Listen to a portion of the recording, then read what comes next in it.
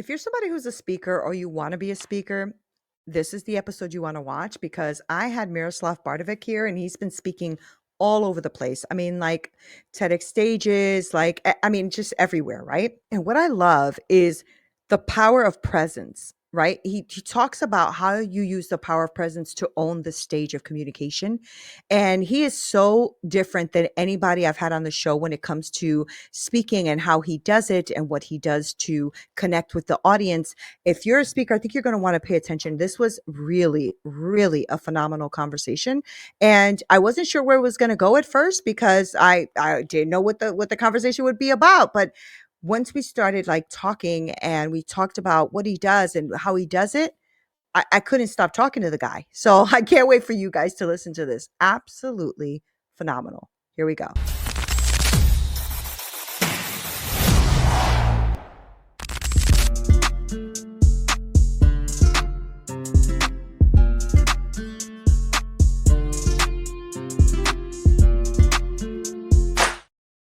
What up, y'all? This is Neena Perez, and this is Straight Talk, no sugar added. And today I have Miroslav here. Oh my gosh, he's amazing. He is a TEDx speaker, facilitator, best-selling author who's helped over 20,000 people worldwide unlock their authentic voice. So you guys better pay freaking attention, okay? He is the founder of the Enlivened Speaking Institute and the author of Give Them Goosebumps. Utilize the power of presence to own the stage of communication. Now, I know a lot of you that I speak to are always talking about how to show up authentically. How do we speak on stages? How do we do all of that? Well, I got the guy for you, so pay attention, okay? With an academic background in embodied presence, Miroslav off the beaten path approach helps leaders, coaches, and entrepreneurs communicate and lead with mind, body, and spirit. So, pay attention and be in this amazing conversation because I know it's going to be super meaningful. Welcome to Straight Talk, Miroslav. How are you? Thank you, Nina. I'm amazing. Thank you for having me. I'm so glad you're here. I know I have a lot of energy. I'm going to come at you. That's just how I am. And you seem like such a laid back dude. So I'm probably coming at you a little strong from my side of the screen, but welcome to the show. And I know I gave a little bio, but I do want to get to know you. And so who are you? Like, who are you? Hmm. I mean that's a question and a half, isn't it? Sometimes I wonder the same thing. I just got awarded my CSP, which is a certified speaking professional. It's kind of like the highest global distinction you can have as a speaker. That's awesome. And I was kind of laughing, not laughing, but just like having this contemplation. I just shared it with people. I'm like, yeah, great. Outwardly, this looks like the accolade that maybe I was yearning for, or some sense of making it as a speaker. You don't really have this in the speaking profession. If you're a lawyer, it's very obvious when you've made it. As a speaker, it's kind of like there's no benchmark for what making it is. And I was like, on one hand, this is amazing. And internally, I still feel like the same person I've always been. Still the same insecurities. It's still the same, like, is what I'm doing good enough? Mm, It's still this sense of like, I don't want to say who am I supposed to be in the world, but kind of like what's the purpose of it all? yeah. Yeah, yeah. I mean, that's really interesting too, Miroslav, because I think that's something a lot of us go through, right? Like I've built a really great business myself and all that kind of stuff, and I still struggle with that same word sometimes. Like, okay, why and what is this about, and where do I go from here? And some days it's very clear, and some days it's not so clear. And I think that that's just something everybody goes through, and some people stay stuck in that, right? Mm, So yeah. how do you push yourself forward anyway? Because that is an accolade. That is a beautiful award to receive, right? And some of us are just starting to explore being on stages, right? So Mm, tell us about your journey. Let's start there. How did you even start speaking on stages and why? yeah. I mean, for me, it's like I don't even need to keep pushing myself forward. It's like there's so much momentum inside to keep expressing what's being Mm, unexpressed. That's kind of like what keeps me going. If anything, I need to tell myself to slow down. But a brief kind of overview of me. So I came to Australia as a refugee when I was 5 years old, because of the war in my home country, Yugoslavia. mm, We're refugees twice. First, we're refugees in Serbia just to get out of the conflict zone, and then shortly after that, we got given refugee visas for Australia as well. So I grew up here, and at a very early age, I developed a stutter, selective mutism, which meant I couldn't talk or express myself when I wanted to. Around Wow. friends, family, basically when I felt safe, it was fine. The problem was there was a lot of situations where I didn't feel safe. Right. Um, like school, sporting, anything that wasn't inside of like, a very small, intimate group of people I knew, my voice would just cut out and I wouldn't be able to express myself, which often means people just assume you're either, stupid or you can't comprehend things or you're a special kid, all of those kind of things. So I want to say that was just my childhood, but it probably lasted uh, all the way through till maybe my early uni days. I started meditating, and when I started meditating, I was like, I've probably been, I didn't even have this language, but I was like, the inner awareness was like, I've probably been anxious most of my life. And I Wow. didn't even know I was anxious because it was just normal. Mhm. Potentially depressed too. But again, it was just normal. So there was nothing else to compare it to. And as I started meditating and feeling more of myself, I started asking this question: how can I connect with people but keep feeling this way? It's great that I Mm. have this sense of beautiful experience of the world when my eyes closed and my legs are crossed. But I'm kind of missing out on everything else that isn't this. And what came back very quickly was you have to start teaching. You have to start teaching, you have to start speaking. And that's terrifying when you're Mm. someone whose voice often cuts out and you can't get a single word out. It's like, so I'm going to invite a group of people, put myself on a position where I'm like, hey, I can teach you guys something and run the risk of not being able to say anything and make a fool out of myself.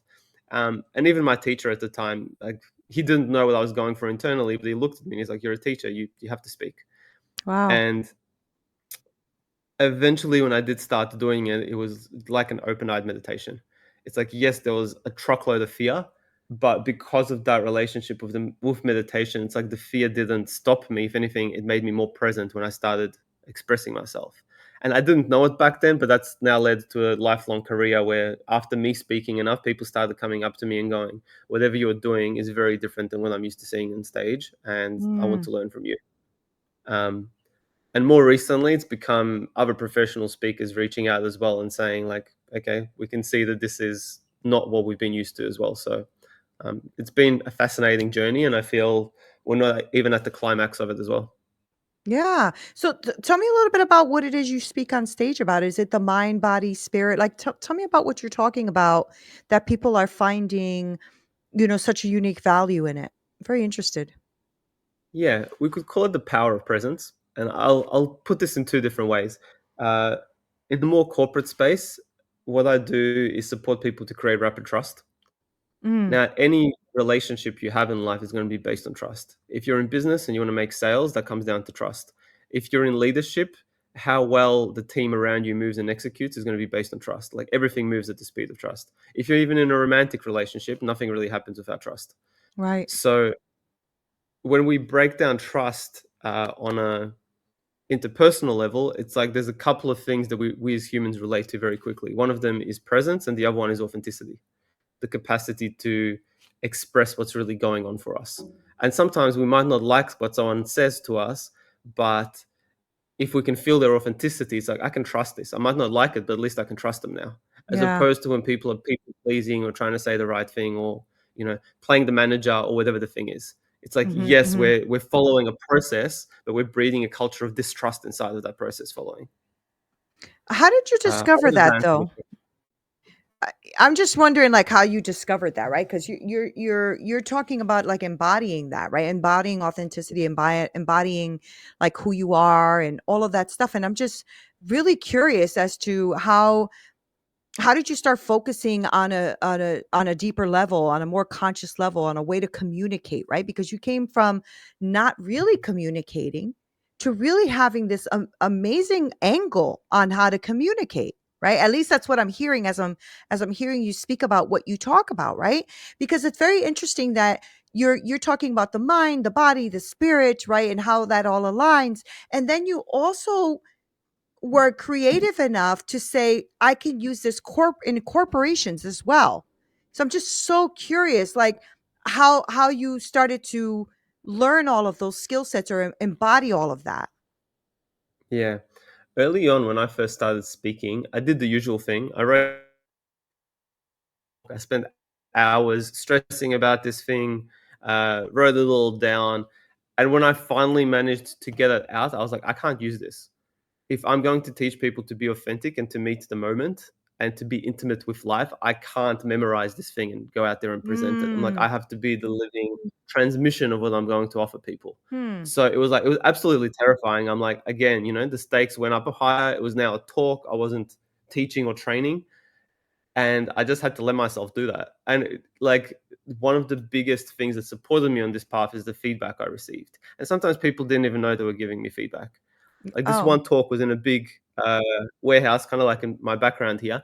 And one woman, and some people just up at the back talking. One woman came up to me afterwards. She was like, from the moment you started speaking, I wanted to be listening to you.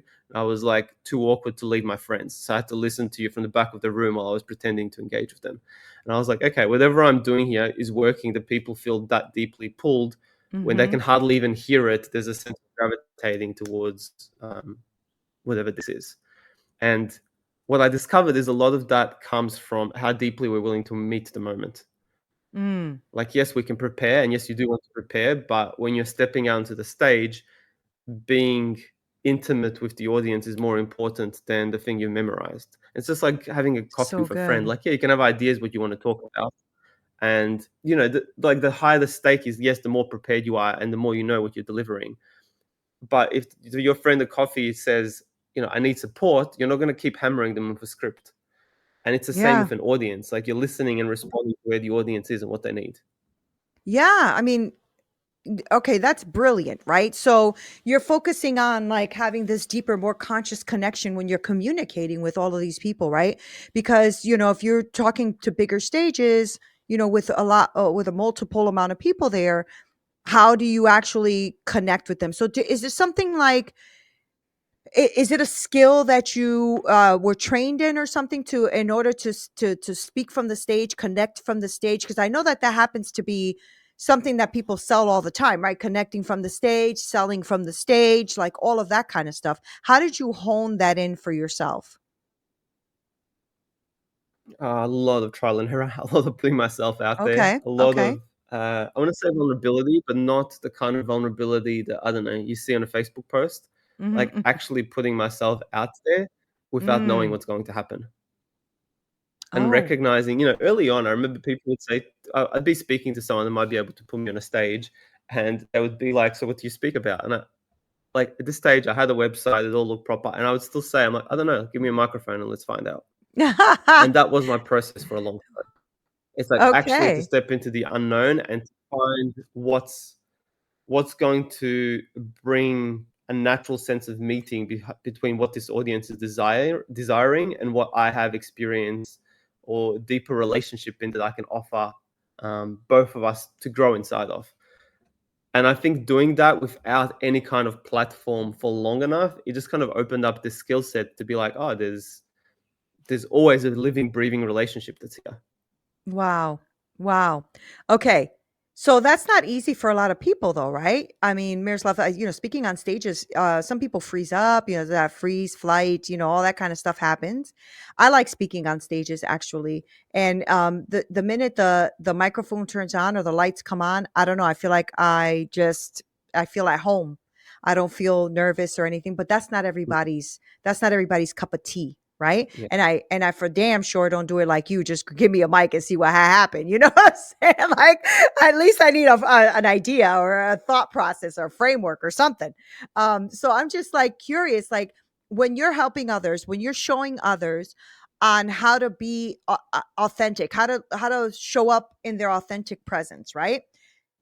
How do you like go about helping someone like that, because I know that it's crucial for speakers and leaders and entrepreneurs to know how it is to turn that on, to actually be authentic and be present and know what to say next. So how do you do that? How do you help people like build that trust and be able to do that as and flow like you flow? Yeah. So the first layer is giving them the safety Mm. to let go of the masks or the barriers that they're holding up, which they often don't even know that they're holding up. And the only reason we do that, the only reason we posture is because there's not enough safety. Or at some point of their life, they didn't have enough safety and they realized, okay, I'm going to have to pretend to be X person um, Wow. to survive. And the first part is always just giving them the capacity to relax and to realize they don't have to do that. Mm-hmm. And then Mm-hmm. naturally what flows underneath that is the authenticity that's been stuck. So I found sometimes we banter on an authenticity like it's a on and off switch, like you either have it or you don't. And for Mm-hmm. me, it's a continual relationship to the moment. It's like, am I willing to keep being intimate with this moment, as opposed to I was authentic yesterday, so I'm still authentic today. It's like, yes, and we're human beings. It's like the nature of human beings is change. So the Yeah. values and beliefs and desires and goals you had last year might not be the same ones today. And if you keep being authentic, you realize you don't even really have control over that. You just have to Mm. serve life as it's moving through you. It's like, oh, these are my desires now. That's so good. That's really being tapped in though, isn't it? That's really being that's honing in to who you are authentically, like who you really are, not what the world has told you, not what you read in a book, not what the coach said you should do, but really tapping in to this deeper level of you. That's so good and scary sometimes, Miroslav, because we may not like what we see, right? We may not like what comes up. And so I know that, that is that's a beautiful place to be though, because that means you're just showing up. You're literally just being you and showing up in the world and making your mark. That's a very Mm, interesting way to approach this, right? So I know that yep. you wrote your book, right? So your book is Give Them Goosebumps. Talk to me about that, because I know that the subtitle is Utilize the Power of Presence to Own the Stage of Communication. So tell me what you're guiding us through in that book. Yeah, I'm going to bring these two things together. So Yeah. a lot of this process that I just talked to you about, like where we're taking off a layer of who we are to meet out to let the real self come out and interact Mm, with the audience. I'll often do this on stage as well. I'm like, it's one thing for me to embody this and talk about it. It's a different thing when you see it in practice. And when I bring someone on stage and I take them through that process, they will absolutely wow and connect with the whole audience. And I think this is because as human beings, we crave realness and authenticity. yeah. Yeah. And when you see someone just drop that mask straight away, you're going to be like, I don't even know this person, but I feel closer to them now. Mm, And when we utilize, and also there is a lot of fear as well. I had a mhm. conference I spoke at last year where the woman, one of the organizers in the conference was the person that jumped up. And she came up to me afterwards and she goes, Miroslav, I specialize. She's an Ironman athlete. And she goes, one of my strengths is how quickly my heartbeat regulates. And she looked at her watch. She had one of those heartbeat watches. She's like, it's been 20 minutes. My heartbeat still hasn't come back to normal Wow. from the experience of just opening myself on stage.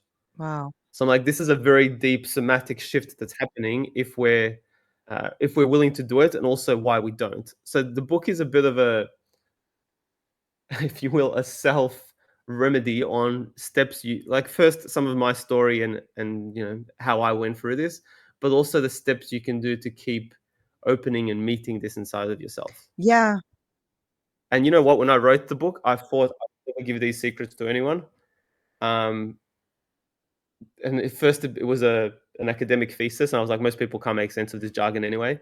And then I took the academic thesis and I made it into like something a 15-year-old could read. Hmm. So How do you it's very, very digestible. how do you guide people through that quote unquote stage fright? But you talked about fear. And I mean, I'm just thinking, how quickly does somebody shift out of that fear though? Right? Because what you're talking about just seems like a bit of a higher level than most people go to, than most people try to even touch, right? So I'm just wondering, Yeah. like, well, give me like give everybody who's listening like a practical step, something they could start or try so that they can start getting to that place themselves, because a lot of people do want to get on stages, they do want to impact the world, they do want to show up as their authentic selves, and because of maybe traumas in their life, or things in the past, or the way they feel the world is judging them or seeing them, they don't.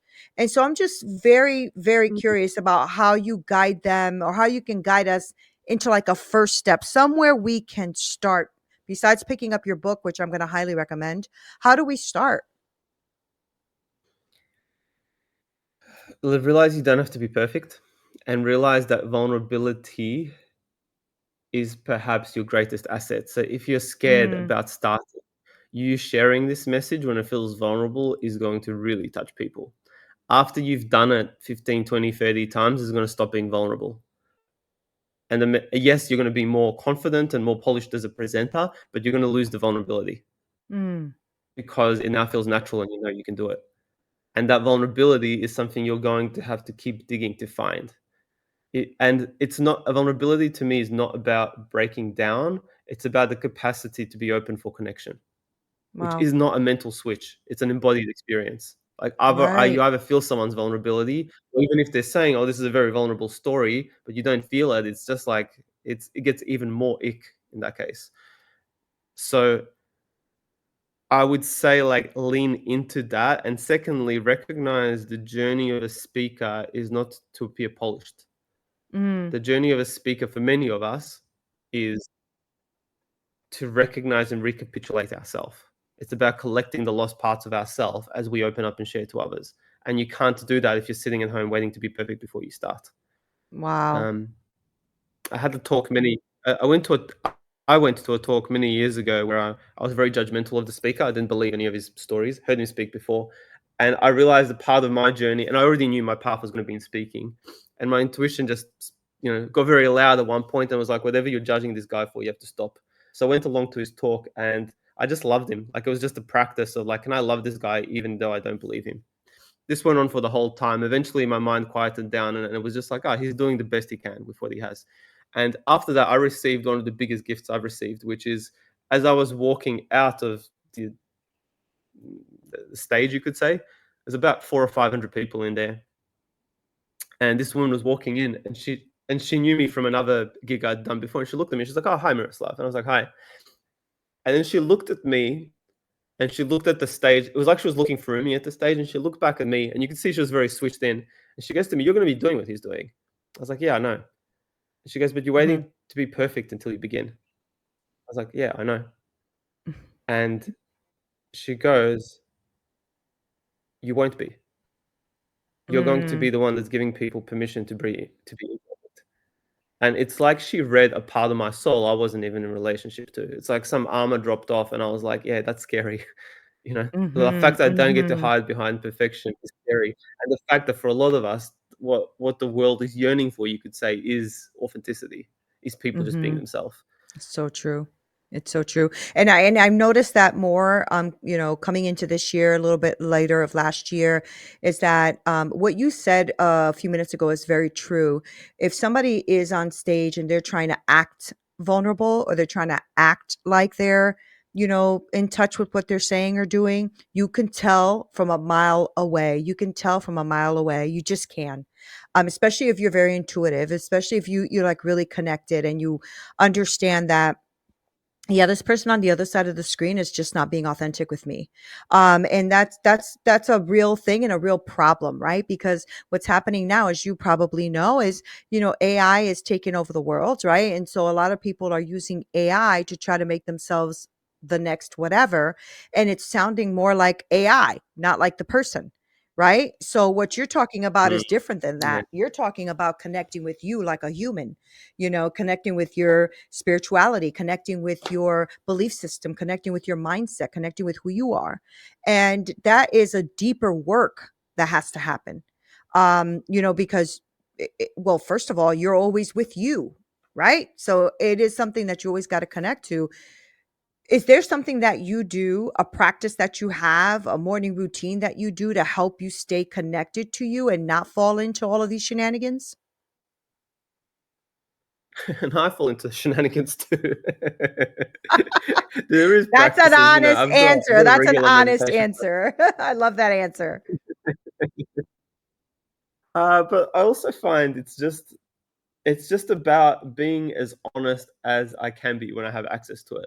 And sometimes I don't. And sometimes, I'll be talking to my wife and I'll actually say, like, I don't know what's going And whenever there is the capacity to connect with what's been unable to be expressed, it's like I'll lean into that.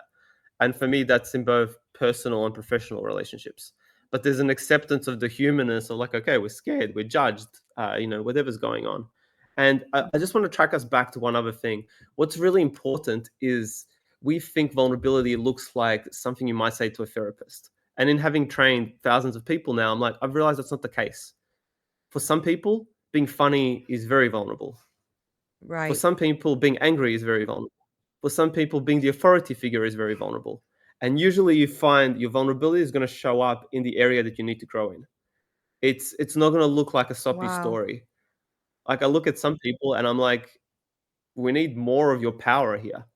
Like that's the part of you that's like that's where you're going to be most vulnerable to express your power.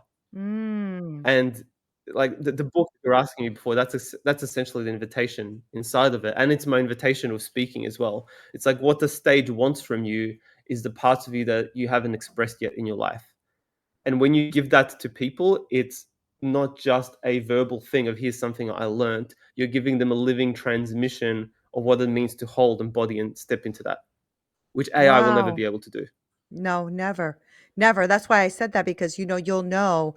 You'll know. You just know. I mean, but here's the thing. What you're talking about right now, I don't think I've ever heard anybody express that way. Right? So I guess it's true. Then you must be saying a lot of things that people never heard before because I never heard that before. Right. And I love that. I love that you talked about vulnerability looking so differently than what we're assuming that it looks like. Right. Because when we're seeking vulnerability, are we seeking that piece of us that breaks down all the time? Are we seeking, but I love that. I love that you said no, it could be humor, it could be other things, it could be power, it could be authority, it could be so many different things. I really love that, Miroslav, and I love your mind. I love the way you're doing this, and I love the way you're showing up in the world. And I'm really grateful that you came onto my show because I love having these really deep, real conversations with authentic human beings that are really just changing the game for people. And I know that a lot of people who listen to the show are either speakers already or looking to be speakers, and they're entrepreneurs and solopreneurs and authors and all these things. And I have these fabulous humans like you that come onto my show, and then I have these amazing listeners that work with people who have been on my show. And that's such a gift. I love Mm. that. That is a gift of my platform because I've had so many people come to me say, Neena, I found, for instance, Miroslav on your show and I started working with him and this is what's happened. It's been an amazing experience. So before we wrap up, because I know I said 30 minutes, I want to honor that. I do want people to really know how to work with you and pick up your book and find out what you do. Maybe follow some talks that you've had, things like that, because I love what you're doing. And I think it's beautiful and it's human and it's just an authentic place. And I want to follow you myself. So just give us all that information. Yeah, it's great. Well, let's stay in touch, Nina. Best Yeah. way to connect with me is social media. So Miroslav Bardovic, Bardovic, and Miroslav. So LinkedIn, Instagram, Facebook, you'll find me on all the places. You could probably find me on YouTube as well if you search that. But if not, connect on one of these platforms. Say, hey, I was listening to Neena Perez, straight talk, no sugar. And I was curious, and let's connect and all that kind of stuff. I have trainings all over the world in Okay. 2025. I have a baby coming as well, so that's going to be an Oh, interesting second half to the year. Yeah, very exciting. so exciting. But yeah, you can reach out. I can let you know. The book you can find on Amazon. You can find it on Audible, Spotify, all the usual places. Okay. Well, thank you so much for hanging out with me and like I just love this conversation and I love the perspective that you just gave me on talking and being on stage and not having to be perfect and all those things because I am a recovering perfectionist. I'm trying to get myself out of it. And so I get that. And I mean I've spoken on stages, in like Dominican Republic and all these different places, but um I started with thinking I had to be perfect and I had to have my message aligned. And when I let that go, I didn't let it go as deeply as you did, but when I let go the perfectionism piece, I connected with people even more. So thank you for being here Mm. and sharing all of your wisdom and talent and this knowledge because I think it's going to help a lot of people. I appreciate it. Thank you. Thank you. Guys, Thank you, Nina. Thank you so much for hanging out with me and Miroslav. I know we could probably talk to him for hours, but we're not going to do that because the guy is busy, okay? And he has a baby coming, so we have to like let him go. But thank you guys for hanging out with me and him. I'm going to make sure to link all of his information below. I want to make sure that you guys follow him and pick up his book and, connect with him, because I think it's, when somebody's doing something phenomenal in the world and reaching people at a different level and something that is unique to what we are used to, that's the kind of people I like to be around. So make sure you guys hook up with him. I love you guys so much. This is Neena Perez, straight talk, no sugar added. Until next time.